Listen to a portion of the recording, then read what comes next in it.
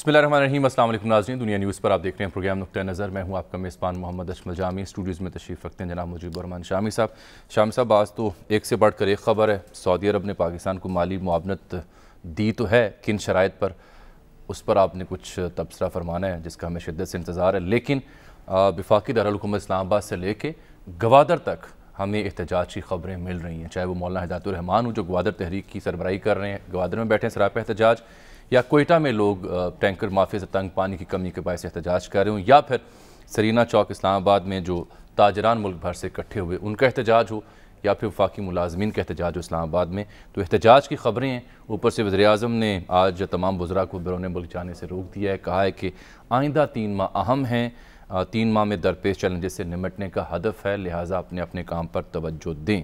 اور پھر رانا شمیم صاحب کا جو معاملہ ہے، بیان حلفی مبینہ، اس کے اوپر توہین عدالت کیس کی سماعت، بڑا دلچسپ احوال ہے آج کی سماعت کا۔ عامر سعید عباسی کمرہ عدالت میں موجود بھی تھے، اور جب باہر نکلے سابق چیف جسٹس گلگت بلتستان تو عامر سعید عباسی صاحب نے ان سے بڑے دلچسپ سوالات بھی کیے، جواب کیا ملا وہ بھی آپ سے ان سے جانیں گے۔ تو یہ ہے سر آج کا ایجنڈا۔ آپ بتائیے کہاں سے شروع کریں؟ آپ احتجاج سے شروع کر لیں؟ اسلام آباد سعودی عرب سے تو ہمیں امداد مل گئی ہے نا کہ $3 ارب تو ہمارے اسٹیٹ بینک میں پڑے رہیں گے، اور وہ ہمارے در مبادلہ کے ذخائر اس میں ان کا حجم بڑھ جائے گا، وہ ڈالرز پڑے رہنے کی وجہ سے۔ اور $1 ارب 20 کروڑ جو ہے وہ تیل کی فیسلٹی ہوگی۔ وہ ایک قسم کا سمجھیے آپ ایک رننگ فائنانس ہے کہ بھئی ہمیں اتنا ادھار تیل ملتا رہے گا، اس کی ایڈجسٹمنٹ بعد میں ہوگی۔ تو سعودی عرب کے ساتھ یہ معاملہ کو پہلی بار نہیں ہو رہا، پہلے بھی تو ہوا تھا۔ سعودی عرب متعدد بار پاکستان کو اس طرح کی معاونت کر چکا ہے، اور عمران خان صاحب جب برسر اقتدار آئے اس وقت بھی سعودی عرب نے پاکستان کی معیشت کو سہارا دینے میں اسی طرح کی لیکن فرق کیا پھر ماضی کی جو ایسی؟ ہاں آپ کیا کہہ رہے تھے؟ فرق کیا پھر بنا اس دفعہ کا جو مالی معاونت ہے اس سے پہلے جو ہے؟ جب پاکستان نے ایٹمی دھماکہ کیا، ہاں جی، اس وقت اس کے زر مبادلہ کے ذخائر پہ بڑا شدید دباؤ تھا۔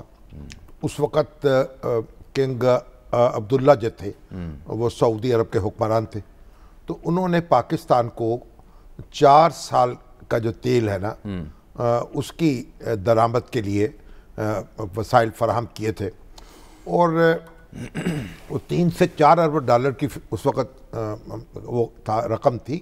لیکن اس سے آپ دیکھیے اس وقت ہماری ضرورت اتنی تیل کی کم تھی، اور ڈالر کی قدر اتنی ایسی تھی کہ اس سے ہمارے 3 سے 4 سال جو ہے وہ ہماری معیشت جو ہے وہ دباؤ سے آزاد رہی۔ اس وقت سعودی عرب اگر ہمیں اس طرح ہمارے ساتھ تعاون نہ کرتا تو شاید ہم اس طرح اتنی آسانی کے ساتھ ایٹمی دھماکہ نہ کر سکتے کہ جو ہم نے کیا۔ مگر اس جو یہ معاونت ہے اس میں اور ان میں پہلے میں فرق یہ ہے، یہ میں آپ سے جاننا چاہ رہا تھا نا، اس وقت تو یہ بات جو تھی وہ بس حساب دوستاں در دل۔ تو سعودی عرب نے جو ایٹمی دھماکے پر فیسلٹی فراہم کی وہ تو رازداری میں فراہم کی گئی، اور ان کو کہا گیا تھا کہ کسی بین الاقوامی مالیاتی ادارے کو اس کی تفصیلات فراہم نہیں کی جائے۔ پاکستان کے ایک سیکرٹری فائنانس تھے، انہوں نے یہ کچھ اس طرح کی بات کر دی تھی ایک اجلاس میں، لیکن سعودی عرب کی طرف سے اس معاملے کو یعنی خفیہ رکھنے کی یا رازداری میں رکھنے کی بات کی گئی تھی۔ اس کے بعد بھی پھر جو معاونت ہوتی رہی وقتاً فوقتاً پاکستان کی فورن ایکسچینج پہ جب دباؤ آیا، مگر اس دفعہ جو ہوا ہے، اس دفعہ ایک باقاعدہ معاہدہ ہوا ہے، اور وہ معاہدہ جو ہے اس کی شرائط جو ہے وہ اوپن کی گئی ہیں، یعنی وہ میڈیا میں آ چکا ہے، واپس بھی لے سکتے ہیں سعودی اور عرب۔ اس میں یہ کہا گیا ہے کہ 72 گھنٹے کے نوٹس پہ نا سعودی عرب یہ رقم واپس طلب کر سکتا ہے اسٹیٹ بینک سے، اسٹیٹ بینک سے، پاکستان سے جی۔ اور پھر اس میں جو یہ بھی کہا گیا ہے کہ اگر پاکستان اپنی کسی بین الاقوامی ذمہ داری جو ہے اس میں ڈیفالٹ کر جائے گا تو تب بھی وہ رقم واپس لی جا سکتی ہے، اور یہ بھی کہا گیا ہے کہ اگر کوئی تنازع پیدا ہوگا دیکھیے پاکستان کا جو عدالتی نظام ہے اس پہ کتنا بڑا سوالیہ نشان ہے. اور اس سے پہلے بھی ویسے اس طرح کے مختلف ادارے جو ہیں یہ ہمیں کہتے رہے ہیں, انویسٹرز جو ہیں وہ اس طرح کے ایگریمنٹ کرتے رہے ہیں کہ اگر حکومت پاکستان سے کوئی تنازع ہوگا تو وہ باہر بیرونی جو وہ ان کا ملک ہے اس کی عدالت میں طے ہوگا. لیکن اس دفعہ یعنی ملکی اسٹیٹ لیول پر یہ ایگریمنٹ ہوا ہے کہ سعودی عرب نے کہا کہ اگر اس ادارے اس معاہدے کی انٹرپریٹیشن جو ہے اس پر کوئی اختلاف پیدا ہوگا تو سعودی عدالت کا فیصلہ حتمی ہوگا اور پاکستانی عدالت میں یہ معاملہ زیر بحث نہیں آئے گا. تو پاکستان کا جو عدالتی نظام ہے, ہم یہاں تو بہت فلک شگاف باتیں کرتے ہیں نا, اور دوس بھی ہماری اپنی ہے اور ہماری جناب ہٹو بچوں کی صدائیں بھی اپنی ہیں, لیکن ہمیں دیکھنا چاہیے کہ کہتی ہے خلق خدا تجھے غائبان نہ کیا, یعنی دنیا میں ہم کہاں کھڑے ہیں. اور پھر آپ دیکھیے کہ آج اس پہ جناب کامران خان صاحب نے اس کو معاشی سفارتکاری پر انہوں نے سوال اٹھایا ہے کہ اس پر انہوں نے اپنے کمنٹ امریکہ سے کوئی تعلقات بہتر نہیں رکھے جا سکے, اس وجہ سے یہ دباؤ آیا ہے. لیکن بات بنیادی تو یہ ہے نا کہ ہم نے اپنی معیشت جو ہے اس کو سنبھالا نہیں ہے, ہم نے اپنے خرچوں کو کم نہیں رکھا, ہم نے اپنی برآمدات کو نہیں بڑھایا, ہم نے اپنی درآمدات کو کم نہیں کیا.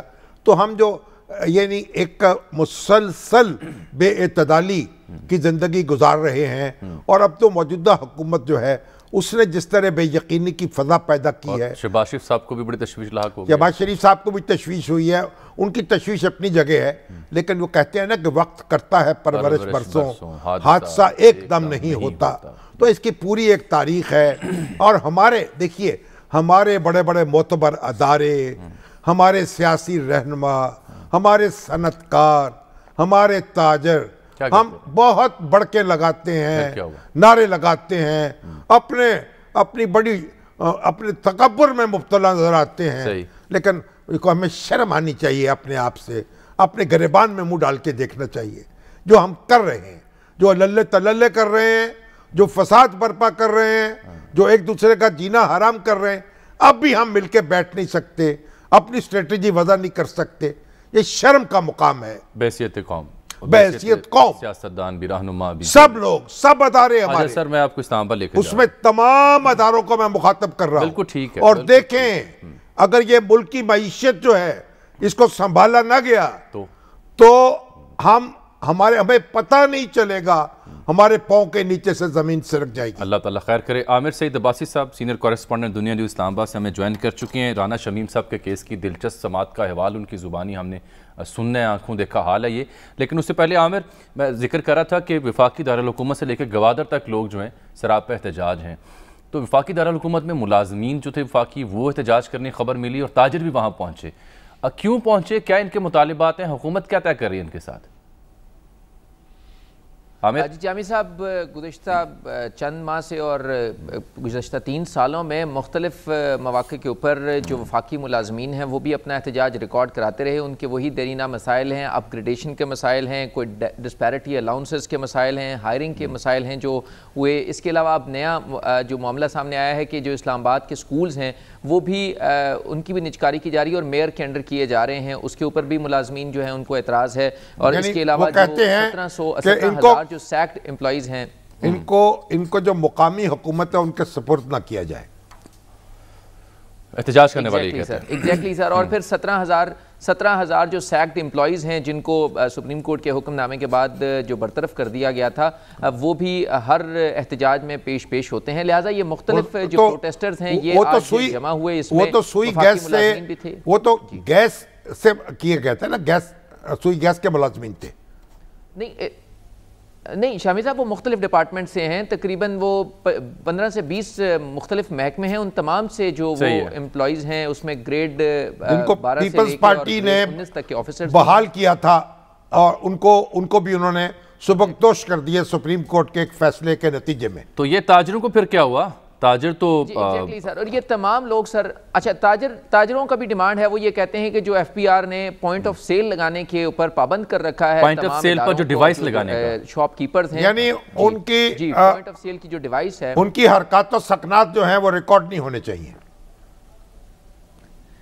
ایگزیکٹلی جی، وہ یہ کہتے ہیں کہ ہمیں جو پوائنٹ آف سیل کے ذریعے مانیٹر کرنے کا جو منصوبہ ہے FBR کا وہ ختم کر دیا جائے اور اس کے اوپر جو پابندی لگائی جا رہی ہے کہ ہر سے فکس ٹیکس لیا جائے، پوائنٹ آف سیل لگانا ہے، فکس ٹیکس لیا جائے، وہ یہ کہتے ہیں. تو یہ تمام پروٹیسٹرز آج جی فکس ٹیکس بات یہ ہے، یہ تمام پروٹیسٹرز آج اکٹھے ہوئے اور انہیں ریڈ زون میں داخل ہونے کی کوشش کی. سر ٹھیک ٹھیک. مگر اچھا عامر، ایک اور بڑا اہم احتجاج ہے جو گوادر میں ہوا ہے. احتجاج ختم کر دیا. کہاں سر؟ دیکھیے یہ تاجروں نے پھر ایک ملک گیر ہڑتال کا اعلان کیا نا، لاہور میں اگلا مرحلہ اس کا ہوگا. اب یہ جب یہ حکومت دباؤ میں ہوتی ہے تو ہر گروہ جو ہے اٹھ کھڑا ہوتا ہے، وہ کھڑا اٹھا ہے اور دباؤ میں مزید اضافہ کرتا ہے. اس وقت لوگوں میں اضطراب ہے، مہنگائی ہے، گرانی ہے، اور ہم لوگوں کے مسائل حل کرنے کے لیے کوئی باقاعدہ کوئی گفتگو شنید بات چیت ان سے ہوتی نہیں ہے. جب تک دھرنے نہ دیں، مظاہرے نہ دیں، کوئی بات سنتا نہیں ہے. ایسا ہی یہ بھی ایک چلن بنا لیا. یہ گوادر میں بھی کچھ ایسی صورتحال ہے. مولانا ہدایت الرحمان جو گوادر تحریک کے اب سرفہرست رہنما بن چکے ہیں، ہزاروں خواتین وہاں نکلیں کل سراپا احتجاج پہلی بار، ان سے بھی بات کریں گے اور پھر حکومت بلوچستان کیا کر رہی ہے ان کے شکوے سننے کے لیے ظہور بلیلی صاحب سے بات کریں گے. عامر لیکن اس سے پہلے رانا شمیم صاحب کے کیس کا ذرا آنکھوں دیکھ کا حال تو بیان کر دیں. سنا آپ نے ان سے شمالی علاقہ جات کے سیر کا سوال بھی کیا تھا، یہ کیا واقعہ ہے؟ جی بالکل. رانا شمیم صاحب آج اچانک ہی نمودار ہوئے اسلام آباد ہائی کورٹ میں. جب سماعت شروع ہوئی تو وہ اچانک اسلام آباد ہائی کورٹ میں جب داخل ہوئے تو سب سے پہلے انہوں نے کہا کہ اب ان کی وکالت جو ہے وہ سینئر وکیل ہیں عبداللطیف آفریدی وہ کریں گے. وہ آج سپریم کورٹ میں بزی تھی علی وزیر کیس میں، لہٰذا وہ پیش نہیں ہوئے. جب سماعت شروع ہوئی تو چیف جسٹس اطہر من اللہ نے استفسار کیا کہ رانا شمیم صاحب آپ روسٹم پر آ جائیں اور آپ کا یہ بیان حلفی سامنے آیا ہے جس کو رپورٹ کیا دی نیوز نے، کیا آپ یہ اس کے کانٹیکٹ، سب سے پہلے انہوں نے سوال کیا کہ آپ نے جواب اب تک کیوں جمع نہیں کرایا، تو انہوں نے کہا اس کا جواب میرے وکیل صاحب دیں گے. اس پر عدالت نے ان سے یہ کہا کہ ہم آپ کو مزید 3 دن کا وقت دیتے ہیں، آپ تفصیلی جواب جمع کرا دیں. اور ساتھ میں انہوں نے پوچھا کہ آپ کا جو اصل یہ ایفیڈیوٹ ہے، بیان حلفی ہے، وہ کہاں پر ہے. اس پر رانا شمیم نے بتایا کہ جو اصل بیان حلفی ہے وہ برطانیہ میں ہے، ان کے جو پوتے ہیں وہ وہاں پر زیر تعلیم ہیں اور ان کے پاس انہیں لاکر میں رکھوایا ہے. انہوں نے کہا کہ یہ سیل شدہ تھا اور یہ کسی کے ساتھ انہیں شیئر نہیں کیا. انہوں نے کہا کہ مجھے معلوم نہیں ہے کہ کیسے یہ رپورٹ ہو گیا. اس موقع پر چیف جسٹس اطہر من اللہ نے کہا کہ کیا آپ اس کے کانٹینٹس کو دیکھا ہے آپ نے کہ آپ نے یہ بیان حلفی جو ہے وہ جو اخبار میں شائع ہوئی ہے خبر، اس پر انہوں نے کہا کہ میں ابھی اس پوزیشن میں نہیں ہوں کہ اس کی تصدیق کر سکوں کہ جو میرا بیان حلفی ہے وہی پبلش ہوا. اس پر عدالت نے اور اٹارنی جنرل نے بالخصوص حیرت کا اظہار کیا اور یہ کہا کہ کیسے یہ 20 دن پہلے دیا گیا جو بیان حلفی ہے اس کے کانٹینٹس کی تصدیق نہیں کر رہے اور 3 سال پرانے واقعے کو جو ہے وہ کنفرم کر رہے ہیں اپنے اس بیان حلفی میں. لہٰذا عدالت نے یہ کہا کہ آپ کو یہ وجہ بھی بتانا پڑے گی کہ 3 سال بعد آپ کو کیسے خیال آیا کہ آپ نے یہ بیان حلفی کس مقصد کے لیے ریکارڈ کروایا اور ایگزیکیوٹ کروایا، اور پھر ساتھ میں یہ بھی بتانا پڑے گا کہ یہ آپ نے برطانیہ میں جا کے کیوں کرایا. عامر یہ جو عدالتی استفسار تھا کہ آپ نے لندن میں بیان حلفی کس مقصد کے لیے دیا، اس پر کیا فرمایا سابق چیف جسٹس گلگت بلتستان نے؟ جی بہت کیلکولیٹڈ بات کر رہے تھے رانا شمیم صاحب، وہ بہت زیادہ تفصیل میں نہیں جا رہے تھے اور اس بات کا بھی انہوں نے کہا کہ میں اپنے تحریری جواب میں اس کی تفصیل بتاؤں گا. اور عدالت نے انہیں کہا کہ پھر انہوں نے کہا کہ مجھے 12 دسمبر تک کا وقت دے دیں. میرے فیملی میں تو ڈیتھس ہوئی ہیں، ان کے چہلم ہیں 5 اور 12 کو، اس کے بعد کی ڈیٹ دیں. عدالت نے کہا کہ ہم اتنے لمبے عرصے کے لیے اس سماعت کو ملتوی نہیں کر سکتے. آپ نے یہ کوئی معمولی بات نہیں ہے، بہت سیریس معاملہ ہے اور آپ نے یہ جو بات کی ہے یہ پوری عدلیہ کے اوپر جو ہے وہ اس کا اعتماد ختم کرنے کی کوشش کی گئی ہے اور یہ کوئی آسان سی بات نہیں ہے کیونکہ آپ نے اس میں جو الزامات عائد کیے ہیں وہ بہت سیریس نوعیت کے ہیں اور اس میں نہ صرف عدلیہ بلکہ جو آنریبل ججز ہیں ان کی جو ہے وہ عوام کا جو ان کے اوپر اعتماد ہے اس کو ختم کرنے کی ایک کوشش کی گئی ہے. لہٰذا چیف جسٹس اطہر من اللہ بار بار یہ کہہ رہے تھے کہ یہ کسی جج کی یا میری توہین نہیں ہے بلکہ یہ عوام کا جو اعتماد ہے عدلیہ کے اوپر وہ ختم کرنے کی کوشش ہے. انہوں نے کہا کہ ججز کی کوئی توہین نہیں ہوتی بلکہ جو اس میں عوام کا اعتماد ختم کر کے ادارے کے اوپر جو حملہ آور ہونے کی کوشش کی گئی ہے یہ ایک چیلنج ہے. اور چیف جسٹس اطہر من اللہ نے کہا کہ یہ توہین عدالت کا کیس اس کو نہ کہا جائے بلکہ اس کو ججز کا احتساب کہا جائے کیونکہ ہم اپنے آپ کو احتساب کے لیے پیش کرتے ہیں کہ ہمیں بتایا جائے کہ ہمارے کون سے کسی جج نے کسی کے کہنے کے اوپر کوئی فیصلہ کیا. اور چیف جسٹس بار بار یہ کہتے رہے کہ ہمیں بتایا رانا صاحب نے کوئی واضح بات نہیں کی. واضح بات نہیں کی. तो आपसे जो उनकी गुफ्तगू हुई, नहीं वही मैं अर्ज कर रहा था, उन्होंने क्या कहा? शामी साहब यही मैं आपसे अर्ज कर रहा था कि राना साहब अभी तक की जो इत्तलात मिली वो इंतजार करते रहे कि मीडिया जो है हर बात पर उन्होंने नो कमेंट कहा, तो मीडिया नहीं गया, फिर आपने उनसे बातचीत की जी सर राहदारियों में? जी बिल्कुल सर, फिर हम उन्हें साथ लेकर उन्हें गाड़ी तक हमने पहुंचाया और फिर हम उनसे सवाल तो करते ही रहे, लेकिन उन्होंने किसी बात का जवाब नहीं दिया और आखिर में शुक्रिया कहकर वो गाड़ी में बैठ। तो राना साहब के फर्जंद अर्जुमन जो हैं वो नजर नहीं आए? जी फर्जंद वहाँ पर ही मौजूद थे, वो आज चाहते थे कि मीडिया उनसे बात करे, लेकिन क्योंकि आज राना साहब खुद आ चुके थे तो लिहाजा उनके फर्जंद को बहुत ज़्यादा पजीराई नहीं मिली मीडिया कैमरों की, क्योंकि राना साहब फोकस थे आज। तो राना साहब का ही हमने तकरीबन 1.5 घंटा इंतजार किया। देखिए ना कि वो जो फर्जंद अर्जुमन हैं वो बेताब है मीडिया पे आने के लिए, लेकिन जो वालिद गिरामी हैं वो नो कमेंट्स कर रहे हैं। अब जाहिर है कि उनको अगली पेशी पर एक मुफस्सल बयान देना पड़ेगा। हाँ, वो कहते हैं कि आमिर बहुत शुक्रिया, मैंने ये बयान वहाँ लॉकर में रखवाया हुआ था लंदन में और मुझे नहीं पता कैसे वो लीक हुआ। तो वो किस मकसद के लिए रखवाया था ये नहीं पता, किसने वहां से उड़ा लिया, वो लॉकर वहां कैसे ब्रेक हो गया, और ये सारी चीजें, यानी बरतानवी लॉकर्स भी अब महफूज नहीं है। अब देखें उनको बताना पड़ेगा अगर ये बात दुरुस्त है। और फिर उसमें क्या बात ऐसी है जो उसमें नहीं है उनके बयान में और वो छप गई है, तो ये सारी तफसीलात उनको बतानी पड़ेगी। इसकी तहकीक होनी चाहिए, मामले को हवा में नहीं छोड़ना चाहिए। और हमारे जो चीफ जस्टिस है अतर मैनल्ला साहब, वो उनमें बड़ी सलाहियत है और वो इसको तह तक पहुंच सकते हैं और इस्तफसार कर रहे हैं इस मामले पे, वो किस मकसद के लिए दिया गया था बयान। ये मामला एक संगीन नौयत का है। सर गवादर में जो गवादर को हक दो तहरीक है, वहाँ मौलाना हिदायतुर रहमान साहब हैं, वो उनकी क़यादत में ये जो एहतजाज है ये मुसलसल दूसरे हफ्ते भी जारी है। 13 से 14 रोज़ हो चुके हैं। कल बड़ी तारीख़ रकम हुई कि ख़वातीन जो हैं, पहली बार हमने देखा कि इतनी बड़ी तादाद में बलूचिस्तान में किसी शहर में एहतजाज के लिए बाहर निकली हैं बच्चों समेत। इनके कई एक मुतालिबात हैं, कुछ मुतालिबात पर अमल दरामद हो भी रहा है। जो नई सरकार बलूचिस्तान की वो भी इनको इंगेज कर रही है, लेकिन अभी तक इनके मुतालिबात को उस हद तक नहीं सुना गया कि ये एहतजाज ख़त्म करें।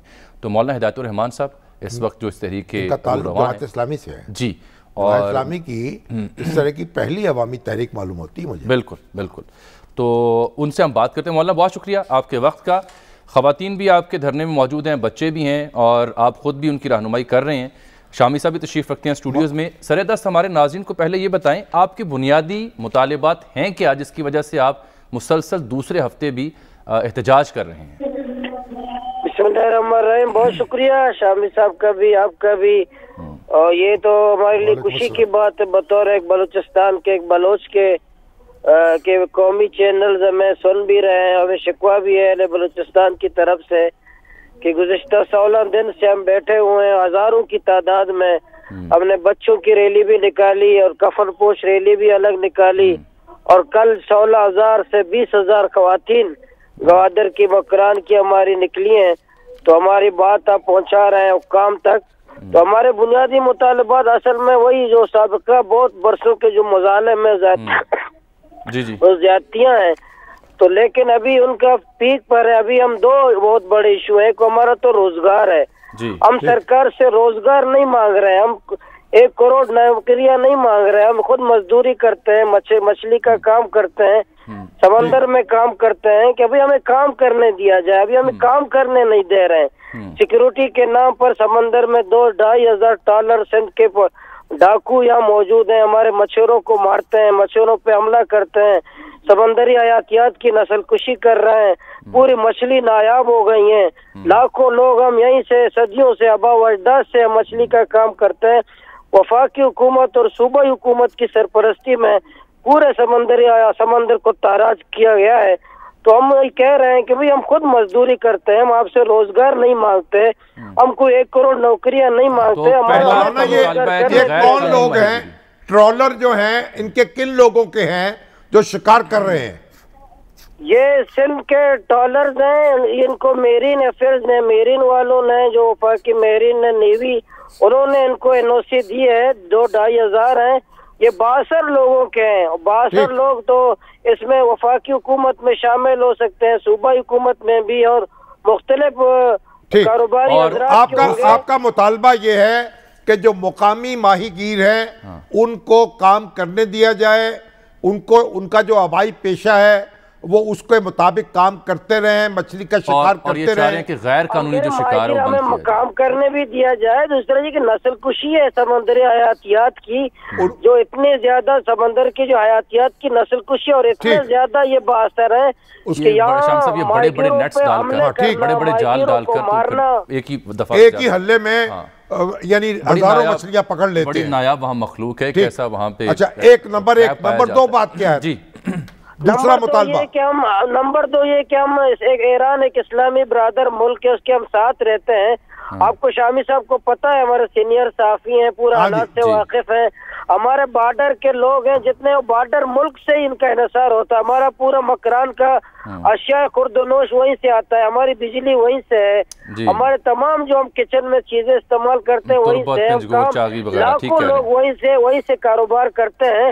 لیکن یہاں سیکورٹی کے نام پر پورا قدغن ہے, اور یہاں سیکورٹی اداروں کے لوگ ہیں, وہ تو کما رہے ہیں, وہ کاروبار کر رہے ہیں, لیکن یہاں کے عام لوگوں کو کام کرنے کی اجازت نہیں ہے, مزدوری کی اجازت نہیں ہے, ان کی روزمرہ بندش ہے اور لوگوں کی توہین ہے. مولانا تیسرا مطالبہ آپ کا پانی کا ہے کہ گوادر میں پانی دستیاب نہیں؟ تیسرا نہیں, تیسرا پانی کا بھی نہیں ہے, تیسرا ہماری عزت کا ہے.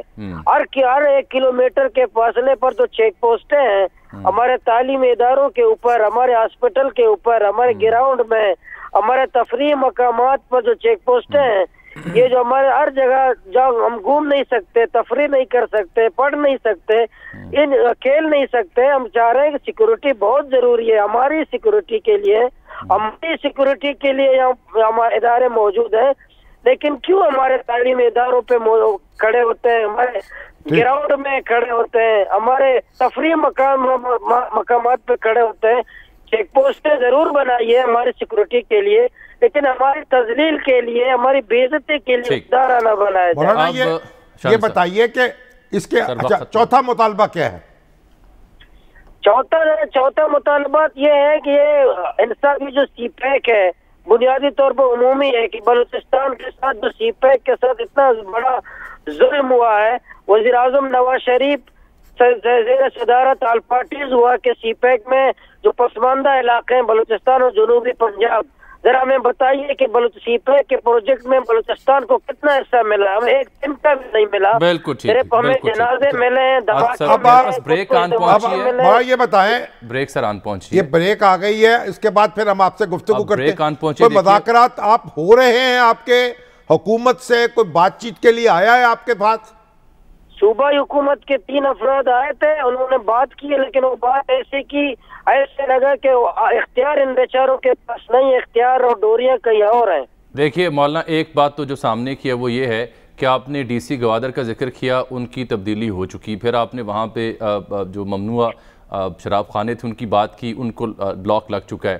پھر مجھے اطلاع یہ ملی ہے کہ مزید حکومتی جو وفود ہیں وہ پہنچ رہے ہیں اور آپ سے بات چیت کریں گے, تو آپ کی بات پہ کسی حد تک تو کان دھرے جا رہے ہیں, اس لیے وزراء آپ کے پاس پہنچتے ہیں. لیکن ہم تو بنیادی طور پر جو بڑے مطالبے ہیں, دیکھیں روزگار ہے, میں فاقہ ہوں, میرے گھر میں فاقہ ہے. بالکل ٹھیک, میرے گھر میں فاقہ ہے, میرے گھر میں ٹھیک ہے, آپ درست فرما رہے ہیں. دیکھیں پہلے تو آپ کا یہ شکوہ کہ آپ کی بات نہیں سنی جاتی, یہ قومی میڈیا بیٹھ کے آپ کی بات as it is on air گئی ہے اور آپ نے اپنی بات کھل کر یہاں کی ہے. وہی فارسی مقولہ جو شامی صاحب ہر روز کہتے ہیں, دیر آیا درست آیا.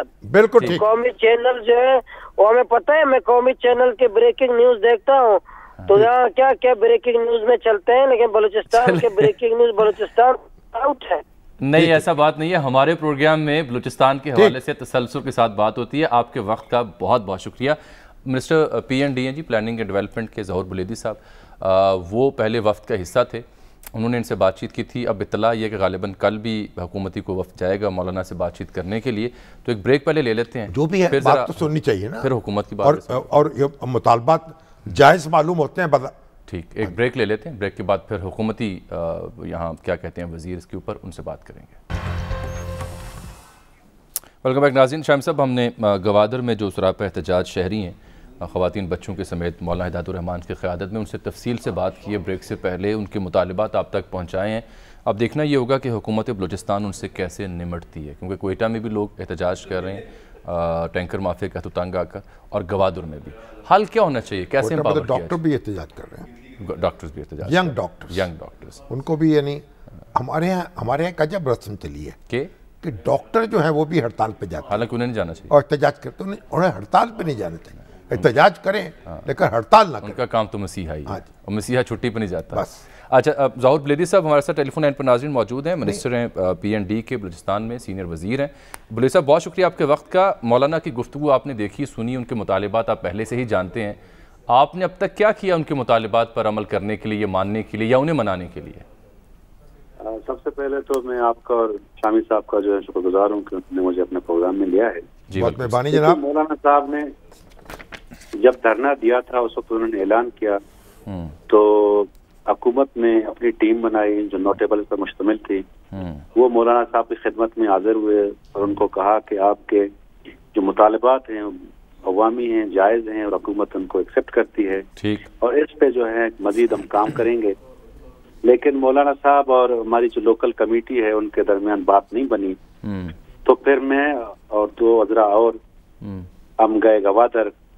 تو مولانا صاحب سے ہماری 3 نشستیں ہو گئی ہیں اور مولانا صاحب کو ہم نے کہا ہے کہ بھئی جو باتیں آپ کر رہے ہیں ہم بالکل اس باتوں کو وہ جو ہے تسلیم کرتے ہیں اور وہ عوامی باتیں ہیں اور ہماری جو الیکٹرل بیس ہے وہ مکران ہے اور یہی ایریا ہے اور یہی کے لوگ جو ہیں انہی مسائل سے دوچار ہیں. ہم دونوں کا طریقہ کار مختلف ہو سکتا ہے، آپ کا اپنا طریقہ ہے اور ہم جو ہیں اس کو پالیسی لیول پہ جو ہم حل کرنا چاہتے ہیں. تو اس پر ہم مل بیٹھ کے کوئی ترکیب بنا لیتے ہیں کس طرح اس کو حل کریں. لیکن مولانا صاحب بضد ہے کہ وہ امپلیمنٹ ہوں اور پھر جا کے بات کریں گے. تو اس میں ہم نے باقاعدہ جو ان کی ٹریولنگ کا ایشو تھا اور چیک پوسٹوں کا معاملہ تھے اور بارڈر ٹریڈ کا ایشو تھا، یعنی بارڈر کے یہ سرحدی علاقے میں تجارت کا معاملہ ہے، جو ماہی گیروں کا معاملہ ہے، وہ تو بہرحال فوری توجہ کے مستحق ہیں سارے معاملات. تو دیکھیں آپ درست فرما رہے ہیں، وہ بالکل جو ہے پہلے حل ہونے چاہیے تھے لیکن بدقسمتی سے جو ہونا چاہیے تھا وہ نہیں ہوا. کوشش جاری تھی. اب آپ اچھا دیکھیے صاحب یہ چیک پوسٹوں والا معاملہ بھی جو تازہ اطلاعات ہیں کافی حد تک تو ہٹا جانے کا اعلان ہو چکا ہے سرکاری سطح پر. دیکھیں مولانا صاحب نے جو تقاریر کی ہیں وہاں پہ دھرنے میں آپ ریکارڈ چیک کریں، مولانا صاحب نے خود اعتراف کیا ہے کہ اس پر کافی جو ہے پیش رفت ہوا ہے. تقریباً کوئی 5 سے 6 ٹرالرز ہم نے پکڑ لیے ہیں، سے نیوی، سول انتظامیہ، فشریز ڈپارٹمنٹ اور جو پہلے ٹرالنگ ہوتی تھی اب اس میں بہت فرق آ چکا ہے. نہیں تو اب کس مرحلے میں ہے آپ سے ان کے مذاکرات؟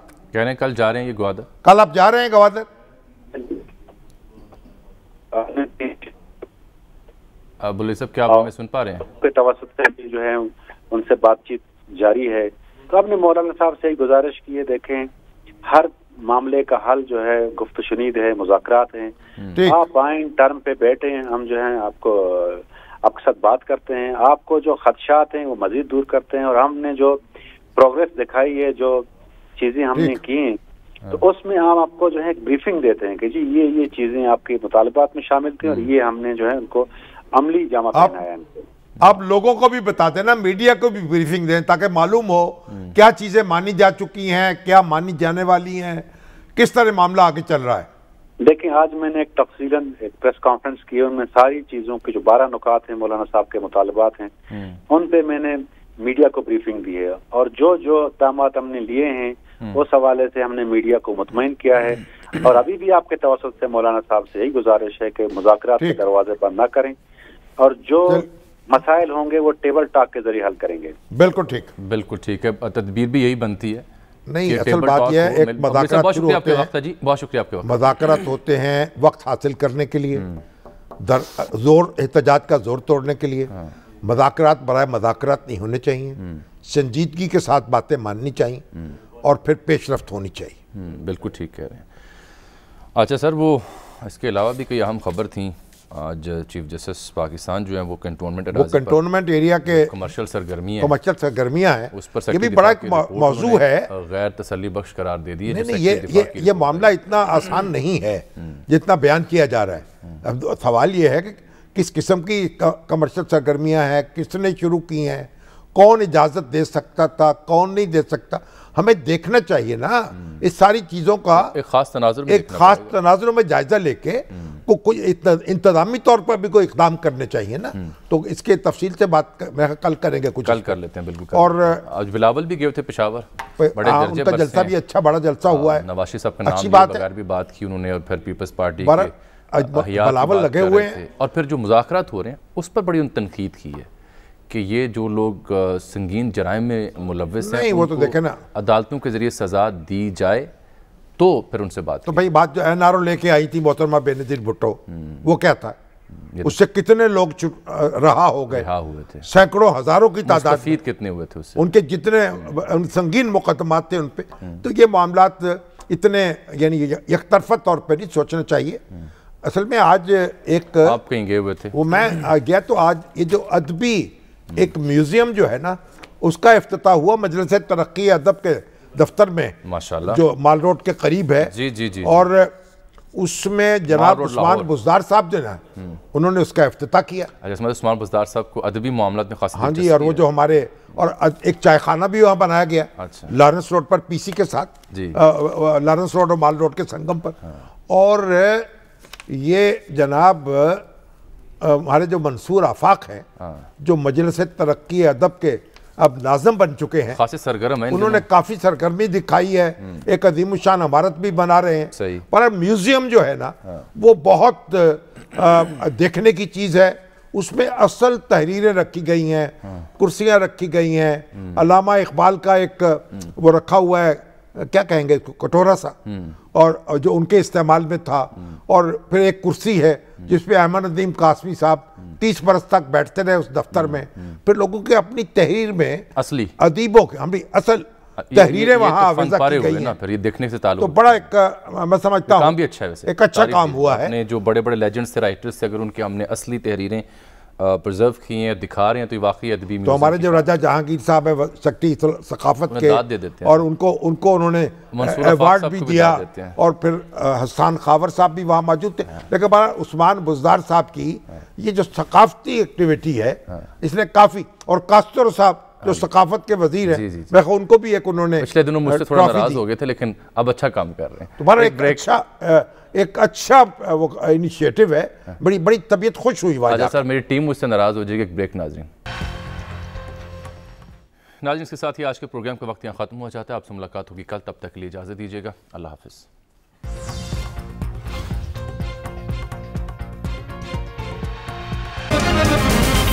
دنیا خبر کی دنیا